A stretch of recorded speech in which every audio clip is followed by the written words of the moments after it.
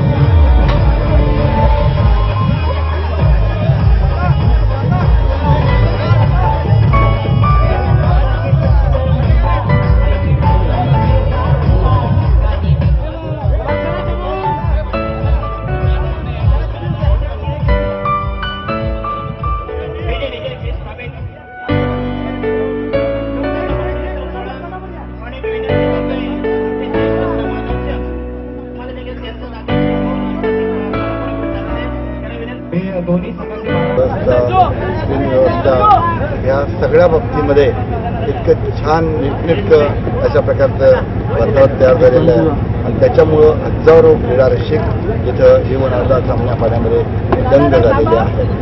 विशेष करून ज्येष्ठांच्या दृष्टीने सुद्धा 40+ या खेळाडूसुद्धा इथं खेळण्याची इथं त्यांनी संधी दिलेली आहे.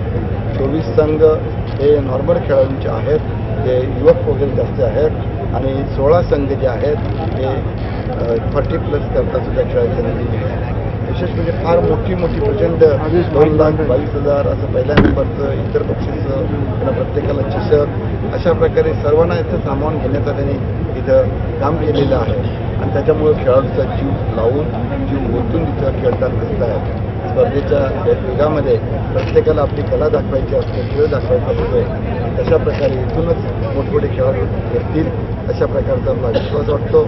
भारतीय जनता पक्षामध्ये मंत्राताई आल्यापासून भारतीय जनता पक्षालाही चांगले दिवस आलेले आहेत. मोदी साहेबांचं आणि फडणवीस साहेबांचं धोरण घेऊन ते पुढे जात आहेत. तशा दृष्टीनं made in India, skill India ह्या दृष्टीनं खेळामध्ये सुद्धा हे येणं गरजेचं आहे.